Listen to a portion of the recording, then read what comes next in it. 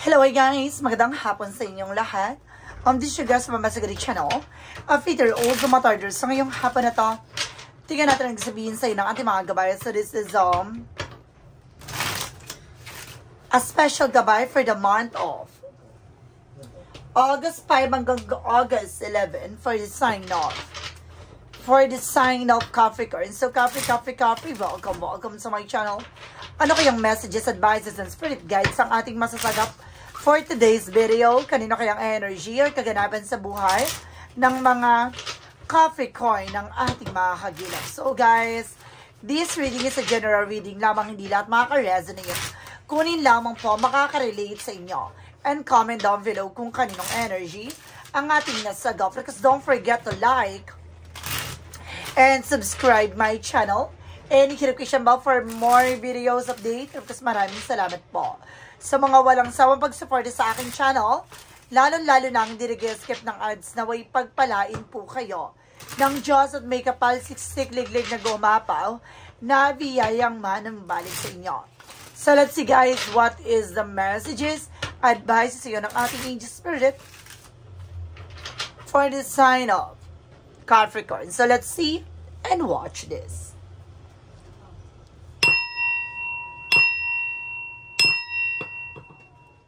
Angel Spirit Guide, please give me an information po na kayo sabihin sa ng ating mga baraha. Eto na guys, tutuklasin natin at bubulabogin na natin yan. Oh my God! There is a high priestess for something, a mystery. Ay, misteryoso. Maraming bagay na hindi mo pa lubos na nauunawaan. Nang bayra may mga bagay na pinababatid sa'yo, may pinapakita at pinapaalam sa'yo ng ating Angel Spirit. Now, by your intuition, inner knowing, and self-insight, something ambitions, intuitions, predictions, ganon. And because there's something a King of Wands, there's a Queen of Wands, something confident. So, kailangan lakasan mo ang loob mo, alisin mo ang takot at pangamba mo. Isa sa bagay na nagiging misteryoso dito, dahil natatakot at nangangamba ka, na meron ka ng mga sariling disposition. Ibig sabihin, medyo naduduwag at natatakot ka na maaaring magiging posibilidad na magaganap. So, kailangan, mag-cleanse ka na maaaring ma-boost yung confident or self-esteem mo. Maaaring makatulong sa'yo for Tiger Eye, Isang bagay po ang Tiger Eye na makakatulong sa atin, For, to boost our self-esteem, Para mas lalo tayong maging malakas ang loob, ganan. And this is something the full card for leap of faith, Dahil sa pananampalatatiwala mo, sinusubukan ka dito. Magkakaroon ka ng bagong simula at panibagong pag-asa. And there's a Nine of Pentacles, there's a potential for abundance. Kayang-kaya mo maging malago, maging maganda buhay, At itong bagay na to ay maaaring magdala sa yon ng sunod-sunod ng kasaganahan, ganon. At magandang finances, stabilidad. And this something the Hermit card, the answer, yun is here. So, binibigyan ng kasagutan ang iyong tatanungan. So, ito na. Nabibigyan kaliwanagan lahat ng ganap mo sa buhay. Ano man yung bagay na nangyari sa iyo sa lahat ng aspeto, bibigyan kasagutan dito. And there's another one, so konting tiyaga. Dahil magtatagumpay ka na, makakamtan mo na ang tunay na ginawa. What is the additional messages for the High Priestess? So there's a Two of Cups with a partnership, na meron dito ka pakikipag-ugnayan, pakikipag-usap, pakikipagtalakayan. So, may misteryo sa likod niyan, kaya kailangan mag-ingat ka. Now, there's something unconditional love. Pagmamahal na hindi mo matatawaran o pagmamahal talaga na maaaring nanggagaling talaga sa puso mo. Talagang may pagmamahal talaga na kumbaga loyal, ganan. Kumbaga, itong pagmamahal ay hindi siya pilit, ganan. And there's something that is upon something, a new idea, a new plans. So, dito papasok mga bago mong plano, proyekto na magbibigay ng kalakasan sa kalooban mo na magtatagumpay ka. So, ibig sabihin na kailangan lakasan mo ang loob mo na magtatagumpay ka sa lahat ng gagawin mo. Alisin mo yung pag-aalilangan at takot mo dyan sa gagawin mo. And there's something, the Six of Cups. Now, there's something, a past person or returning to the roots. O may pinanggagalingan dito na maaaring wag ka magtitiwala ng lubos sa mga taong minsan nang naging kumbaga minsan nag-betray sa'yo, minsan naging taksil sa iyong tiwala no, sa iyong paligid, sa iyong buhay. So, kailangan mag-ingat ka, no? Ang ahas ay ahas, no? Kahit magbalat ang anyo yan, magbalat pa yan ng ano, kailangan mag-ingat ka. And this is something that could cause emotional healing. So, maging kalmado ka pagdating sa emosyon. Or maging mature ka how to defend your situations, no? Lalo na kung ano yung nararamdaman mo, huwag kang padadala dito. Pag-isipang mabuti nang sa ganun, no, maging maayos ang kalagay sitwasyon para hindi makaapekto sa finances and career mo. And there's a Page of Pentacles for something, invest wisely. Nabibigyan kasagutan na kailangan mas maging matalino ka na this time. How to manage and control your finances. There's a good news coming in na magpapalago at magiging kasaganahan talaga or magiging maayos ang kalagayan pagdating sa finances. And this is the Queen of Swords. Clear the boundaries. Linisin mo ang nasa hanay mo. No, linisin mo na sa paligid mo, huwag ka magpapaniwala sa mga matatalinhagang salita. And there's a 9 of Wands, something na perseverance. So, kailangan magtiyaga ka. Resilience, no? Kailangan mo nga, tutukan naman, ano man yung bagay na nagbibigay sa iyo ng benefits. Ganon. Nakakatulong for your growth and expansion. What is the High Priestess? Of course, the 2 Cups. Represent with the 10 of Wands. So, there's something overburden, so maaaring nagbibigay pabigat, obligasyon, responsibilidad, or stress. So, may misteryo sa likod ito. Maging ikaw with a partnership dahil mamaya, dahil sa pagiging mabuting tao mo, dahil din sa pagiging mababang kalooban mo, mabilis ka maawa, inaabuso ka na nito. Now, there's a Knight of Swords, there's a success driven. Now, kailangan pangalagaan mo ang iyong sarili. There's something mental agility. There's something big, happy changes coming in. Kailangan lagi mong pakakatandaan yung magiging outcome. Na kailangan na habaan mo ang pasensya mo dito. Na lagi mo titingin magiging kalalabasan nito. Susubukan ang iyong katatagan dito. And there's a 5 of Cups, something disappointment. So some of you guys, no, yung nagbigay trauma talaga sa'yo. No, from the past ay kailangan mo na kumbaga, lisanin at alisin, huwag ka na muli magtitiwala sa kanila. No, susubukan ulit to, kung mauulol ka ulit, kung mabubudol ka ba ulit. Ganun yon. Titignan kung gaano ka karupok. Diba? So, let's see what is additional messages tayo with an angel spirit. With the 9 of Pentacles, because the Queen of Cups. So, represent with the 3 of Cups. So, there's a celebration coming in. Na pagdating sa mga emosyon, pagdating sa situation, kailangan pag-ingatan mo. Na may mga celebration na magaganap, kailangan maging aware ka din dito. Hindi lahat ng mga parties, events, something like that, dinadalo ka na tinaatenan. Some of them, kailangan matuto kang tumanggi din minsan. No? Huwag ka masyadong open, no, sa mga tao sa paligid mo. Kailangan mo makipag-socialize, yes, of course, pero kailangan limitado. And there's a King of Wands, something ambition.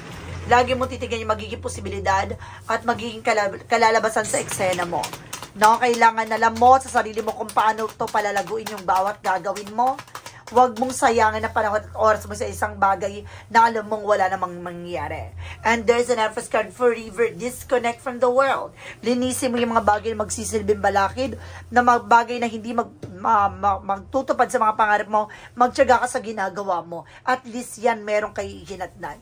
Huwag kang magpapapaniwala sa mga taong nilililang ka lamang. Diba? Now, let's see what is additional messages pagdating sa outcome, guys. For the outcome, there's a King of Swords. Just something wise. Wise judgment, very intelligence. Patuloy mo yung mga bagay na alam mong hindi nagsiserve sa'yo. No, stop the pattern. Huwag ka magpapaniwala sa mga tao na yan. May hidden agenda yan. Kaya yan nakikipag-ugnayan, nakikipag-usap, hindi dahil, kumbaga, sincere sila sa gusto mangyari, kundi may hidden intention yan. Ooh, there's a 7 of Swords stinginess. Now, there's a cheating lying on you. Kumukuha lang na impormasyon to. No, kaya kailangan lakasan mo ang loob mo, lakasan mo ang pakiramdam mo. And there's a Knight of Swords. Some of you nagkakaroon ka ng anxiety, sleepless night, o sila yung nagbigay stress sa'yo. No, wag ka na ulit magtiwala dyan dahil sinusubukan lang ang iyong tiwala. No, kung mabubudol at mauulol ka ulit nila. No, alisin mo yung takot at pangamba, mapalayain mo yung sarili mo mula dyan sa nakaraan na yan. No, isa sa bagay na yan na magbibigay blockages sa'yo para mag-succeed ka. So, kung kailangan pakawalan na lisen, tanggalin sa buhay mo. And there's a strength with a confidence, so kailangan lakasan mo ang loob mo, maging matapang ka. No, sa lahat ng gagawin mo, kailangan be mature enough and being grounded pagdating sa emosyon. Huwag kang padadala ng tensyon. Huwag kang padadala ng awa mo lamang. Diba? Kaya kailangan mag-ingat ka. And there's a chart ka with an action moment, magkakaroon ng changes sa development sa situations mo. Diba? Kung lagi mo tatandaan na titignan mo ang magiging kalalabasan ng bawat decision mo sa buhay. Magkaroon ka ng disiplina sa sarili, no? At tignan mo kung paano mo palalaguin ang sarili mo. Huwag ka nang, huwag ka na magstay sa isang situation na walang kahihinatnan. So, let's see what is the Nine of Wands and the Queen of Swords, the Empress card. And there's a Magician, and because the Judgment. See, paalala sa'yo, na you are also creator of your own life. Ikaw yung gagawa na ikabubuti at kababagsak mo. And there's a reflection. Lahat ng gagawin mo, magre-reflect sa'yo. Paalala sa'yo. Linisin, alisin, mahalin ang sarili mo. Magtiyaga ka sa kung ano man yung bagay na meron ka at kung paano mo palalaguin ang sarili mo. Pinapaalalahanan ka na may babala at paalala dito na mag-pay attention ka sa bawat desisyon na gagawin mo. So, let's see. In the power of the deck with the Two of Wands, step out of your comfort zone. Piliin mo yung mga bagay na makakatulong sa'yo. Yun. So, guys, let's see what is the initial messages for finances and career, love life, at kalusugan. Let's watch this.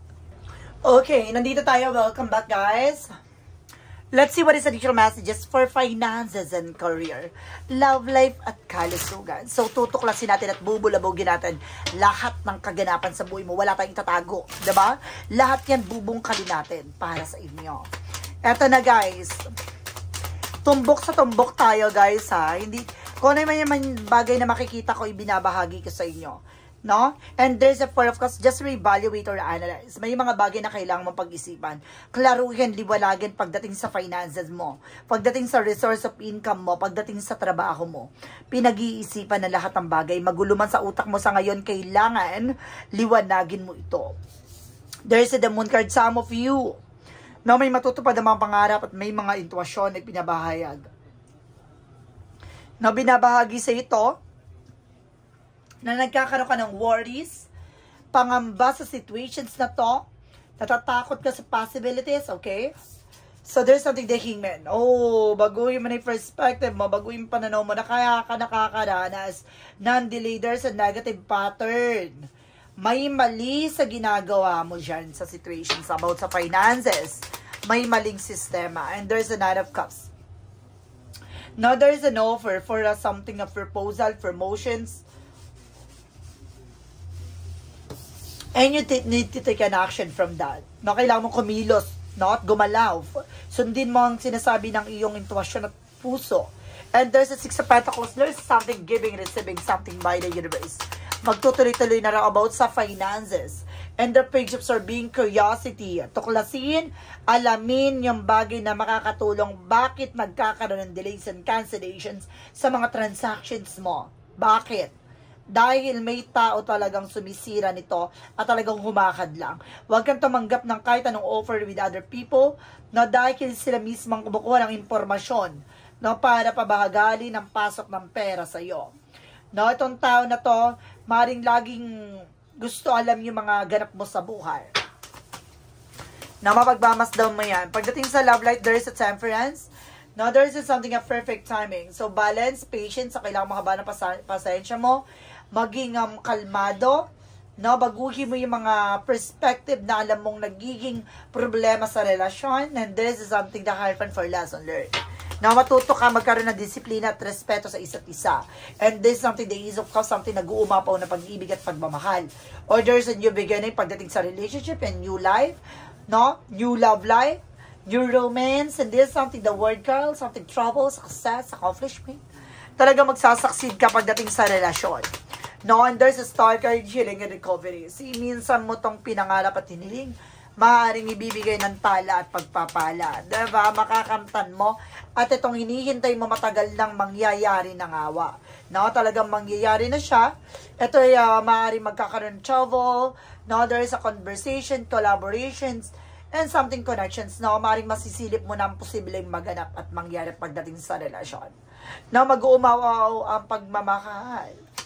Pagdating sa kalusugan mo, there is an Ace of Swords. Lagi mong pakakatandaan na bigyan liwanag ang iyong isipan. Na maging matalino sa mga desisyon na gagawin mo. And there's a Four of Swords. See? Kailangan mo ng pahinga, nag-overfatigue ka. Kaya ka natatakot, nangangamba. Dahil yan sa puyat at pagod. There's a torment for major changes. Some of you, na nagkaroon ka talaga ng trauma sa pagkasira ng isang bagay. Kaya natatakot ka na muling maganap. No? Natatakot ka. Yun yung bagay na kailangan mo liwanagin sa isip mo. Kailangan surrender lahat ng bagay, no? There's something that sound carry with a pure positive outcome. Huwag ka mag-alala, magiging maganda kalalabasan dito. Magiging maganda at magiging malakas ang iyong kapangangatawan at kalusugan. There's a Ten of Swords. Sabi ko na nga ba, may sumasabot tayo sa inyo. Sa mga transactions nyo. No? Even your meet up. No? And of course, there's a heart-to-heart conversation. Kailangan nyo talaga ng pag-uusap ng partner mo, ng person mo, ng asawa mo, ng jowa mo. Dahil hindi, nagkakaroon kayo misunderstood that because of people around you. Maraming taong, kumbaga, bumubuyo, no, brainwash, ganyan, atake. No, mag-ingat kayo dahil talagang lapitin kayo ng sabotahe at traidor. And there's a power the deck, there's a Page of Cups. Listen to your intuition and listen to your gut feeling. Lagi kang makikinig sa vibrations mo, sa nararamdaman mo, dahil hindi ka ililigaw nito. Dadaling ka sa mas makatotohanan. No, dun ka dadalhin sa bagay na mas makakatulong sa'yo. So, let's see guys, what is additional messages pagdating sa magical fire messages, advices. And of course, guys, with a pick a card, yes or no, kung bago ka sa channel ko, pwede ka magtanong. Isa lang ang magiging tanong, isa lang ang magiging sagot. Pipili ka within 1, 2, or 3. Kung nakapili ka na, please comment down below kung ano number na pili mo sa magiging sagot sa tanong mo at malalaman mo yan sa dulo ng reading na to. So guys, maraming salamat sa mga nag-share ng aking video sa anumang uri ng social media platforms. Now, dahil may evil eye dito sa, and of course, kailangan mo ng tiger eye. So, to boost your confidence, available po ang product na yan. Dyan po, nakatag po sa atin. Now, sa description box, if you want to order, no, click the link down below, no, para malaman nyo kung anong makakatulong sa inyo. Now, and of course, guys, let's see what is additional messages, advices. So, let's watch this. Okay, let's see what is the magical fire messages, advices.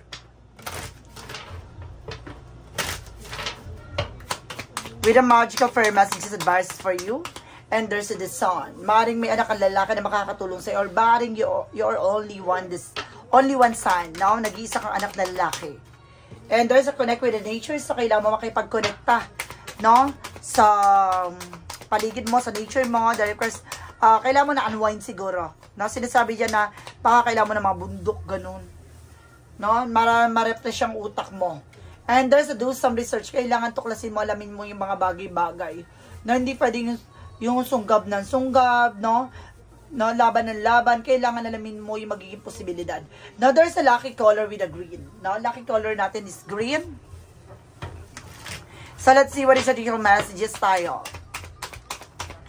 So, there's a trouble, guys. So, there's a lot of communication coming in. Now, there's a river. Now, disconnect from the world talaga, no? Maring ito na yung muling bubuhay ng buong pagkatao mo. There's a blessing coming in. And there's a flow with stability. Dadaloy na at magbibigay ng katibayan or paglakas ng iyong finances and career o relasyon. Pagdating sa synchronicities, guys, represent with a reflection. So, lahat ng bagay na gagawin mo magre-reflect sa'yo. So, you need to pay attention. And there's a wisdom, enlightenment. So, may mga bagay na magliliwanag, lilinaw sa'yo, lahat. No? And there's a finder of the lost things. So, may mga bagay dito na hinahanap mo na unti-unti mo na makikita ang kahalagahan ng bakit tinatanggal at tinaalis sa'yo yung mga bagay na to. No? So, let's see what is the romance gift for Mystic Love Oracle deck. And there's a soulmate, everlasting promises. So, some of you soulmate kayo ng person mo. At there's something reconciliation. Some of you may babalik from the past. Maging aware. Hindi lahat ng babalik ay may magandang intensyon. Some of them, sinusubukan ng iyong karupukan at kasyungahan. Diba? And there's a romance angels that are helping you. Na pagdating sa relasyon, tinutulungan at ginagabayan ka ng ating Archangel Michael. So, ibig sabihin, bibigyan ka ng instinct, intuition, and of course, vibration kung dapat mo bang tanggapin yung tao na yan. O may taong darating, no, na bago. And take therefore note for the moral shall take thought for the things itself. No, hayaan mong mangyari ang kinabukasan. Huwag mong pangunahan. No, huwag ka magmadali kung ano man yung bagay na yung mangyari sa isa hinaharap. Bagkos hintay mo yung tamang pagkakataon na maganap. What is the Money Oracle deck? Represent guys with a fox. Exhausted. Recharge, regroup. Feel finally drained, lacking viable options. See? Kumbaga, kailangan mo talaga mag-disconnect from the world para ma-recharge yung utak mo. Para makapag-isip ka, even sa finances. Kung may mga bagay na nagbibigay balaki, nagbibigay problema sa or suliranin na patuloy-tuloy na nagbibigay pabigat, no, sa bulsa mo, kailangan mo munang putulin at alisin yan. No? What is the additional messages with an angel's number? And there's a 0220 with an act on your idea. You have the benefit of good fortune, and if you use your wise judgment, you can do anything in this place. You can reach new heights. You should act on your potential when you see this pattern, since what your plan will grow. You're about to experience a spectacular accent. Diba? Kung baga ako naman yung papasok sa isip mo, gawin mo to. Now, this is the moment na maaaring maging practical ka, realistic ka dapat sa lahat ng bagay na gagawin mo. Magkaroon ka ng disiplina sa sarili mo. So, let's see what is the clarifying for love situation. Alam mo dapat yung magiging cause and effect ng bawat action and decision. Ano man yung bagay na gagawin mo, magkakaroon ng epekto yan. No? Lalago ba yan or babagsak yan? Kaya kailangan mag-iingat tayo sa lahat ng gagawin at lahat ng iisipin natin. Dapat alam natin yung magiging possibilities or posibilidad. Clarifying for your love situation. Secret desires, no? Unspoken need can plunge you into the deep confusion. Maring nagugulungan ka sa nararamdaman mo, kailangan mong ilabas to kung ano ba talagang nanggagaling dyan sa puso mo. No? Kung tanggap mo ba o mahal mo ba o talagang naguguluhan ka lang, no? Sa emosyon na yan. This is something, shadow work represent what? From the shadow work represent what? So this is something as self-compassion, growth, mindset, and resilience. So kailangan mo magtiyaga sa sarili mo, lakasan mo ang loob mo, maging matapang ka. No, tanggapin mo yung mga bagay na wala sa'yo, yung mali sa'yo, ano man yung bagay na karapat dapat tanggapin mo, even your flaws, no? What is a clarifying for a life situation? Minsan kasi, may mga kabiguan tayo sa buhay, may mga pagkakamali tayo, may mga bagay na wala tayo, na nahihirapan tayong tanggapin. Pero kailangan natin i-accept na pa na hanggang doon lamang yon. Na may mga bagay o hangganan ng isang bagay, kailangan tanggapin mo ang katotohanan na may mga bagay na hindi appropriate sa'yo. Hindi mo kaya, hindi para sa'yo, na kailangan matuto tayong i-surrender lahat. Ganon lang yon. Mahalin mo yung bawat eksena kung paano ka lalago bilang isang tao. And of course, there's something as sorrow heal. See? Yung mga lungkot, galit, yung mga bagay na unti-unti nang hihilumin yan. In a heartache, shadow, and growth awaits, let pain refine, not define you, as brighter days are promised. Diba? Kumbaga talagang mangyayari to, may mga sakit, may mga pigatino, hindi para, kumbaga, husgahan ka, kundi para patunayan kung gaano ka naging malakas sa hamon na yon. So, let's see what is what lies beneath the future. Kumbaga, yun yung bagay na paghubog sa katatagan mo. Kung paano ka naging malakas bilang isang tao. Diba? Sa mga naranasan mo na yun, tinignan ang iyong katatagan at dapat titignan mo yung mga bagay na nangyari sa nakaraan mo na muling hindi na mangyari ulit yon. Na kaya kailangan pakakatandaan mo, na kailangan mong matuto. No? Para there's a no second time around. Diba? Para hindi pa ulit-ulit yung pagkakamali. And there's a sexual protection, even sa love and of course, even sa sarili mo.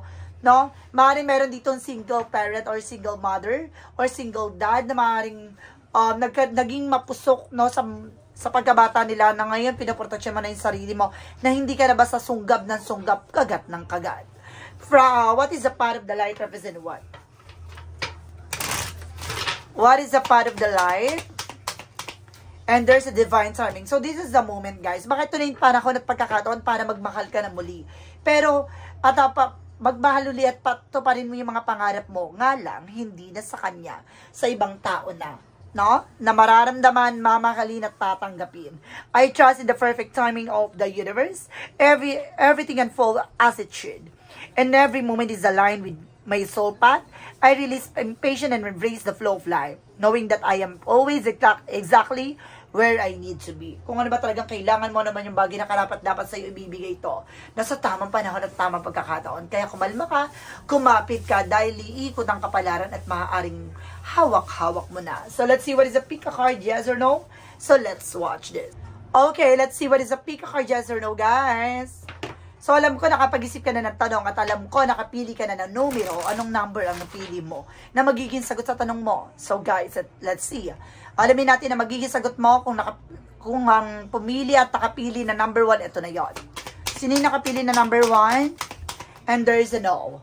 Stuck inside your head, brain freeze, overthink it.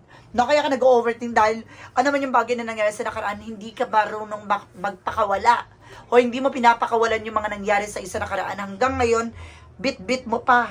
No, yun yung toxicity or negative na kailangan mo ng palayan at pakawalan. I-surrender mo. Sa madaling salita, huwag ka manatili dyan. No, dahil mabubulok ka lang dyan. And there's a no win na number 2. Blow up in your face, explosive combo broken. No, nalaman mo na eh.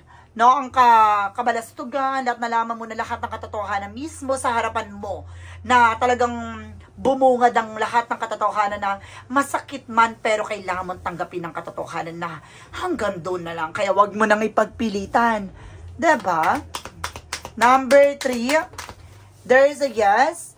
Unlock the potential key are available. This is the moment. Ito na yung tamang pagkakataon para magkaroon ka ng panibagong eksena at panibagong simula. Tanggapin mo ng buong buo dahil bubuksan ng panibagong chapter sa buhay mo. Ito na yung susi sa tagumpay mo. So guys, this is a special gabay for the month of August 5 hanggang August 11 for the sign of Capricorn. So Capricorn, maraming salamat po for this wonderful reading. So once again, this reading is a general reading lamang. Hindi lahat makaka-resonate, kung hindi lamang po makaka-relate sa inyo. And comment down below kung kaninong energy ang ating nasagot. And of course, don't forget to like and subscribe my channel and hit the notification bell for more videos of this. Maraming salamat po sa mga walang sawang pag-support sa aking channel, lalo-lalo na ang hindi nag-skip ng ads, sabay pagpalain kayo ng Diyos at may kapalisiksik, lig-lig na gumapaw na biyayang manumbalik sa inyo. Maraming salamat guys and see you in the next video. Bye-bye and babush!